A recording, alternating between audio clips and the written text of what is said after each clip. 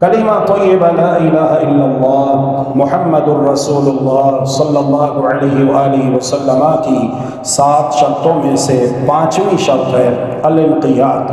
الانقیاد کا معنی یہ ہوتا ہے کہ دل سے مان لینا، قبول کر لینا، اللہ کی اطاعت کرنا اور اللہ کے رسول کی اطاعت و فرما برداری کرنا۔ جب آپ نے یہ کلمہ پڑھا ہے نا، لا الہ الا اللہ محمد الرسول اللہ صلی اللہ علیہ وسلم، اب آپ بیعت ہو گئے ہیں، اب آپ نے بیعت کر لی ہے، آپ نے عہد کر لیا ہے کہ اب میں اپنی زندگی اللہ رب العزت کے قانون کے مطابق گزاروں گا، اللہ کے رسول صلی اللہ علیہ وسلم کی تعلیمات کے مطابق بسر کروں گا۔ اب آپ کو کسی اور کی بیعت کرنے کی ضرورت نہیں ہے، اب آپ کو کسی اور کی بیعت کی ضرورت نہیں ہے، بیعت ہو چکی ہے۔ جب آپ نے کلمہ پڑھا تو آپ اقرار کر چکے ہیں کہ لا الہ الا اللہ، اللہ کے سوا کوئی عبادت کے لائق نہیں ہے، مالک، خالق، رازق، مشکل کشا، حاجت روا، داتا، دستگیر، گنج بخش، غوث اعظم، لجپال، غریب نواز، عزت و ذلت و طاقت و شفاعت و سلطنت و قوت و حکومتوں کا مالک تنہا اللہ ہے۔ میں جب بھی عبادت کروں گا تو اللہ کی عبادت کروں گا۔ تمام مراسم عبودیت اللہ کے لیے ہے۔ کون سا عمل عبادت ہے، کون سا عمل عبادت نہیں ہے، جو عمل عبادت ہے اسے میں نے کیسے کرنا ہے، اس کا جواب کلمے کے اندر موجود ہے۔ محمد الرسول اللہ، آسمان سے وحی آتی ہے محمد صلی اللہ علیہ وآلہ وسلم پر، آپ ہمیں بتائیں گے کون سا عمل عبادت ہے، اور جو عمل عبادت ہے آپ کر کے دکھائیں گے کہ یہ عمل عبادت تم نے اس طرح کرنا ہے، پھر اللہ اسے قبول کرے گا، پھر اللہ راضی ہوگا۔ تو بیعت ہو چکی ہے۔ قرآن مجید، اعوذ باللہ من الشیطان الرجیم، بسم اللہ الرحمن الرحیم، یا ایہا النبی، اے نبی صلی اللہ علیہ وآلہ وسلم، اذا جاءك المؤمنات يبايعنك على ألا يشركن بالله شيئا ولا يسرقن ولا يزنين ولا يقتلن أولادهن ولا يأتين ببهتان يفترينه بين أيديهن وأرجلهن ولا يعصينك في معروف فبايعهن واستغفر لهن الله إن الله غفور رحيم۔ اے پیغمبر، جب مسلمان عورتیں آپ سے ان باتوں پر بیعت کرنے آئیں، اور یہ بات ذہن میں رکھیے کہ عورتیں جب بیعت کرنے کے لیے آیا کرتی تھی تو وہ پردے کے پیچھے سے بیعت کیا کرتی تھی، پردے کے پیچھے سے بیعت ہوتی تھی، اور کن باتوں پر بیعت ہوتی تھی وہ اللہ عز و جل نے قرآن مجید میں یہاں پر ذکر فرما دیے ہیں۔ اے پیغمبر، جب مسلمان عورتیں آپ سے ان باتوں پر بیعت کرنے آئیں، لا یشرکن باللہ شیئا، سب سے پہلے نمبر پر کہ وہ اللہ سبحانہ و تعالی کے ساتھ کسی کو بھی اس کا شریک نہیں ٹھہرائیں گی، ولا یسرقن، اور وہ چوری نہیں کریں گی، چوری نہیں کریں گی، کسی کا مال باطل طریقے سے بٹور لینا اس کے علم کے بغیر، اس کی اجازت کے بغیر، اسے کہتے ہیں چوری، چوری نہیں کریں گی۔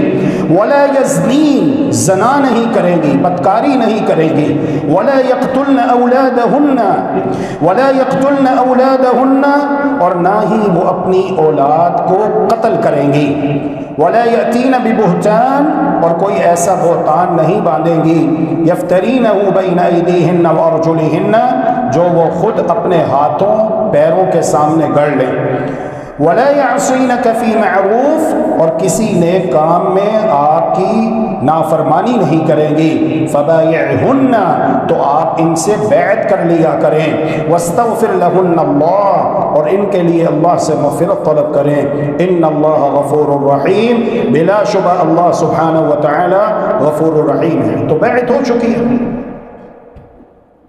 اب علم حاصل کرنا ہے ہر مسلمان نے، اور یہ کلمہ طیبہ کی پہلی شرط ہے۔ علم حاصل کرنا ہے کہ اللہ رب العالمین، جو میں مسلمان کلمہ پڑھتا ہوں کہ لا الہ الا اللہ محمد الرسول اللہ صلی اللہ علیہ وسلم، اللہ رب العالمین کن کن کاموں سے خوش ہوتا ہے اور کن کن کاموں سے ناراض ہوتا ہے۔ جن جن کاموں سے اللہ سبحانہ و تعالی خوش ہوتا ہے ان کاموں کو بجا لائیں، اور جن جن کاموں سے اللہ سبحانہ و تعالی ناراض ہوتا ہے ان کاموں کو ترک کر دیں۔ اس کا معنی یہ ہے انقیاد۔ انقیاد یعنی اپنے آپ کو سرنڈر کر دینا، اپنی گردن کو جھکا دینا، اللہ اکبر۔ اسلام کا مزاج پتہ کیا ہے؟ جب تک اللہ رب العالمین کا حکم نہیں آتا تو کسی مسلمان مومن کو اجازت نہیں ہے کہ وہ کچھ بولے۔ اس کے لیے حکم یہ ہے کہ وہ خاموش رہے، انتظار کرے کہ اللہ رب العالمین کیا حکم دیتا ہے۔ ایک بات۔ دوسری بات یہ ہے کہ جب اللہ رب العالمین کا حکم آ جائے اور اللہ کے رسول صلی اللہ علیہ وآلہ وسلم کی تعلیمات آ جائیں تو اب تو بدرجہ اولا خاموش رہنے کا حکم دیا گیا ہے۔ اگر حکم الہی آنے سے پہلے مسلمان کی شان یہ ہونی چاہیے کہ وہ خاموش رہے، انتظار کرے، علم حاصل کرے کہ اس مسئلے میں اللہ رب العزت کا قانون کیا ہے، اللہ رب العزت کا حکم کیا ہے، تو بدرجہ اولا اللہ رب العالمین کا حکم آنے کے بعد خاموشی اور اپنی گردن کو جھکا دینا۔ کوئی چونکے چنا کے اگرچہ مگرچہ فلسفے، ادھر ادھر کی باتیں، فلسفیانہ موشگافیاں، کٹ حجتیاں بنو اسرائیل کی طرح حکم دیا گیا گائے ذبح کرو، چپ کر کے گائے ذبح کر دیتے، بات ختم ہو جاتی۔ لگے سوالات پوچھنے اور اپنے فلسفے جھاڑنے، گائے کیسی ہو، اس کی عمر کتنی ہونی چاہیے، جوان ہو بوڑھی ہو، اس کی رنگت کیسی ہو، کہاں سے ملے گی، کس علاقے کی ہوگی۔ جب کسی حکم پر عمل نہ کرنا ہو نا، پھر انسان بڑے بڑے اپنے لیے بہانے تلاش کرتا ہے اور سوالات کی بھرمار ہو جاتی ہے۔ الانقیاد المنافی للترک۔ تو قرآن مجید ہمیں یہ بتاتا ہے، اعوذ باللہ من الشیطان الرجیم، بسم اللہ الرحمن الرحیم، یوم تقلب وجوہہم فی النار یقولون یا لیتنا اطعنا اللہ واطعنا الرسول۔ ایک دن آنے والا ہے، اللہ اللہ اللہ، آج یہی بات ہم دنیا میں کرتے ہیں نا ابھی، تو لوگ ہم سے لڑتے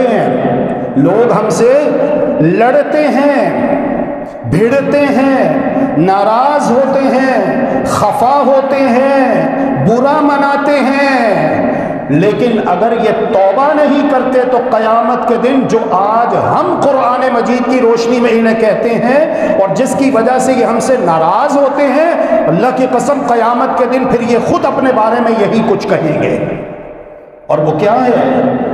ابھی تو مزے ہیں نا، اللہ عز و جل نے تھوڑی سی چھوٹ دی ہوئی ہے، تھوڑے سے اختیارات دیے ہوئے ہیں، تندرستی دی ہوئی ہے، صحت ہے، دولت ہے، حکومت ہے، شہرت ہے، سیادت ہے، قیادت ہے، دنیا ہے نا، دارالامتحان ہے، ابھی تو مزے ہیں، موجاں لگیاں نے، لیکن قیامت کے دن استغفر اللہ واتوب الیہ، جب اس کیٹیگری کے لوگ توبہ نہیں کرتے تو مجرموں کی حیثیت سے اللہ کی بارگاہ میں کھڑے ہوئے ہوں گے، ہاتھوں میں بھی سنگل ہے، بیڑیاں ہیں، پاؤں میں بھی بیڑیاں ہیں، اور کہا جائے گا 70 گز لمبی زنجیروں کے اندر اسے پرو دو۔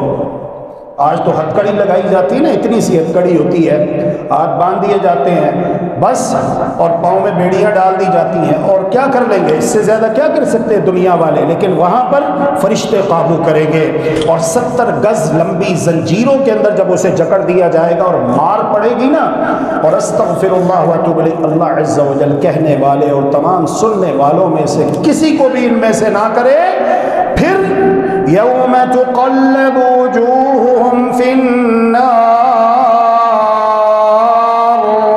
جب ان کے چہروں کو جہنم کی آگ پر الٹایا پلٹایا جائے گا، یقولون، پھر وہ کہیں گے، یا لیتنا اطعنا اللہ واطعنا الرسول،